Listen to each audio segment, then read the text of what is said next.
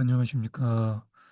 저작거리에서 바라본 20세기 예술, 오늘 1963년 그라브의 미로와 소잉카의 숲의 춤입니다. 1963년에 프랑스의 드골이 영국 이시 가입을 반대하네요. 그리고 불교를 억압했던 월남 정권이 쿠데타에 의해서 전복되고요. 그리고 케네디 대통령이 피살됩니다. I have a dream으로 유명한 마틴 루터 킹 목사의 연설과 그리고 워싱턴 행진이 1963년이네요. 그리고 1963년에 홍역 예방 접종이 시작되고요. 1963년 제3회 파리 비엔날레에서 1960년경에 파리를 중심으로 빅토르 바사렐리의 영향을 받아 집단 이벤트적 성격의 협동 작업에 몰두한 모렐레, 르파르크, 소브리노 이바랄 그리고 베리 몰라르 같은 작가로서 명성보다 작업의 익명성을 중시하는 11명의 미술가들로 구성된 시각예술 연구그룹 그라브는 미로라는 작품을 발표합니다. 그리고 신비아는 이제 그만하자. 신비아는 이제 충분해. 그런 선언을 합니다. 선언문의 한 부분입니다. 우리는 관객을 반응할 수 있는 존재로 간주합니다. 관객은 평소 인지력으로 반응할 수 있어요. 우리는 소통과 상호작용의 분위기 속에서 관객들의 긍정적인 특성을 자극하여 행동에 참여시키고자 합니다. 우리의 미로는 관객과 작품 사이의 거리를 없애기 위해 의도적으로 설계된 첫 경험일 뿐입니다. 이 거리감이 사라질수록 작품 그 자체에 대한 흥미와 작가적 개성의 중요성도 사라집니다. 현재 예술에서 창조의 법칙을 결정하는 권력으로서 상부 구조의 중요성도 마찬가지로 사라집니다. 우리는 관객의 흥미를 끌고 억제에서 벗어나게 하고 긴장을 풀게 하고 싶습니다. 우리는 관객을 참여시키고 싶습니다. 우리는 관객이 깨어나 자신을 변화시키는 상황에 관객을 놓고 싶습니다. 우리는 관객이 자신이 참여하는 행위의 의미를 인지하길 원합니다. 우리는 한 관객이 다른 관객과의 상호작용으로 나아가길 원합니다. 우리는 관객에게서 강한 사회적 인식과 행동 능력을 키우고자 합니다. 수많은 오용과 신비화에 지친 관객은 스스로 진정한 예술혁명을 만들어낼 수 있을 것입니다. 관객은 다음과 같은 지침을 실천할 겁니다. 참여하지 않는 금지를 금지할 것, 만지지 않는 금지를 금지할 것, 위반하지 않는 금지를 금지할 것. 그러니까 선언서의 요지인즉슨 무관심한 수동적 의존성으로부터 관객을 해방시켜 관객의 능동적인 참여를 고취시키는 한편 수많은 남용과 신비화에 지친 관객의 깨어있는 의식으로 자신만의 자발적인 예술혁명을 설치함입니다. 미로의 입구에는 들어와라, 위반해라 라는 도발적인 편말이 붙어 있었죠. 그라브는 상호 연결된 7개의 독립된 방으로 구성된 미로에서 다양한 빛의 광학적 작용과 다채로운 기계적 움직임 등을 활용해 오바트나 키네틱 아트로 특정 지을 수 있는 효과를 주도적으로 실험하고 모색합니다. 이벤트를 위해 준비된 20여 종의 설치 작품들은 관객들이 적극적으로 갖고 놀 수 있게끔 설계되었으며 전체적으로 일종의 개방된 축제를 지향하는 분위기를 조성합니다. 미로를 단순한 참여형 이벤트라기보다 인터랙티브 아트의 서막으로 자리매김하는 비평가도 있죠. 그라브는 1966년 파리에서 거리에서의 하루라는 이벤트를 개최합니다. 지나가는 시민들이 다양한 활동에 참여하도록 그렇게 초대되고요. 일정은 오전 8시 샤틀레 지하철 입구에서 그라브 미술가들이 승객에게 작은 선물을 나눠주면서 시작하고요. 오전 10시에는 샹젤리제 거리에서 변경 가능한 구조물을 조립하고 분해하도록 관객을 유도합니다. 정오에는 들어가실 수 있는 설치물이 제공되고 오후 2시에는 거대한 만화경이 지나가는 이들에게 개방되며 분수대에는 풍선이 떠 있고요. 오후 4시에는 5대용 극장 광장에 다양한 놀이터가 만들어집니다. 오후 6시에는 몽파르나스에서 지나가는 시민들이 이동식 포장 진검돌 등을 걸어보라는 권유를 받습니다. 오후 8시 생제르맹 거리에서 풍선을 나눠주고요. 밤 10시 까르띠에 라땡에서 깜짝 선물을 제공합니다. 그리고 밤 11시 생미셀 광장에서 빛의 예술이 펼쳐집니다.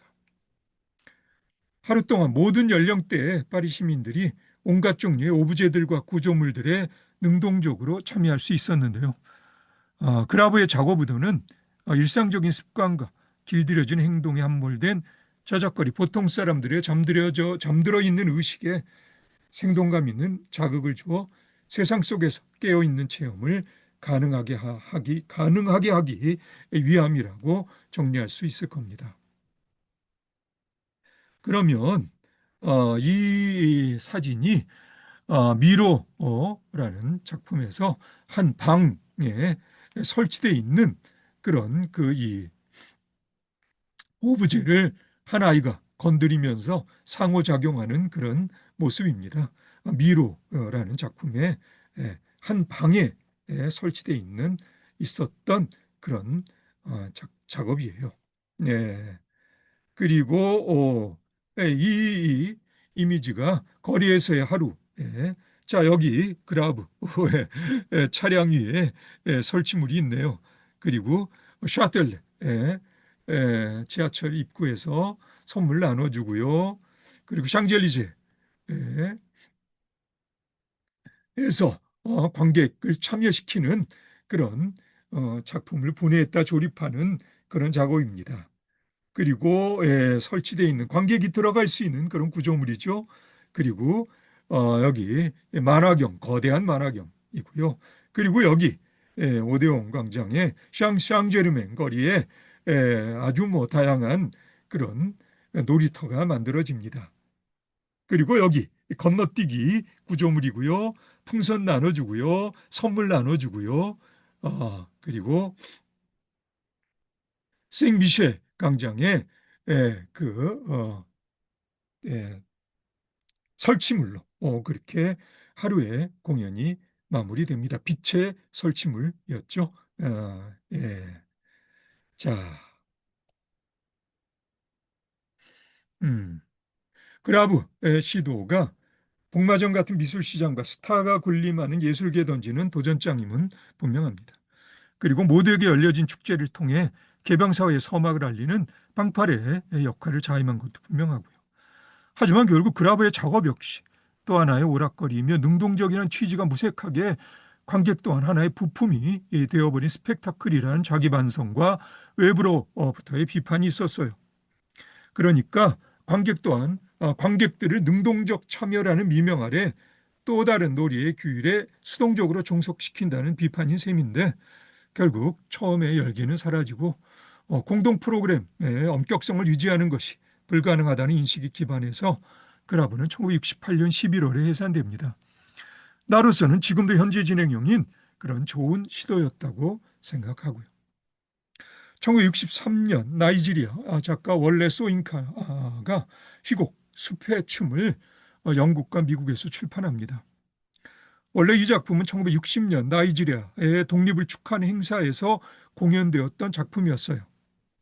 19세기 이래 영국의 식민 지배를 받아온 나이지리아가 드디어 성취한 독립을 기념하는 공연이었던 만큼 나이지리아의 장밋빛 미래를 꿈꾸며 희망찬 작업을 기대했던 관객이 어리둥절할 만큼 어둡고 혼돈스러운 작품이었습니다.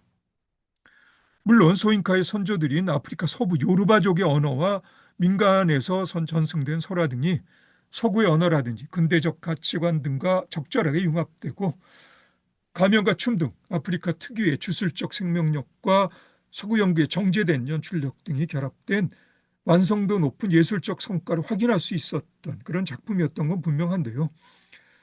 하지만 아프리카의 과거가 무조건 찬양할 만한 전통도 아니라고, 그렇다고 아프리카 현재가 무조건 모범적이라고 긍정할 수도 없다 하는 소인카의 비판적 시각은 시끌벅적한 축제의 분위기를 가라앉힐 만큼 그렇게 모호하고 음울한 분위기였던 공연 또한 틀림없었습니다.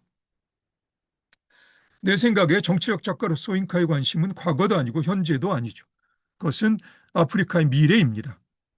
독립 후 바로 나이지리아가 직면해야 했던 내전들과 되풀이되는 독재 정권들을 순간적인 국수이적 감성에 휩쓸리지 않고 날카롭게 예측한 소인카가 기대한 것은 아프리카의 전통적 신념체계나 서구의 개인주의적 편의주의도 아닌 어떤 이념이나 제도에도 종속되지 않은 저작거리 보통 사람들 개개인 내면에서 깨어나는 초월적 정신성의 선하고 지혜로운 마음입니다.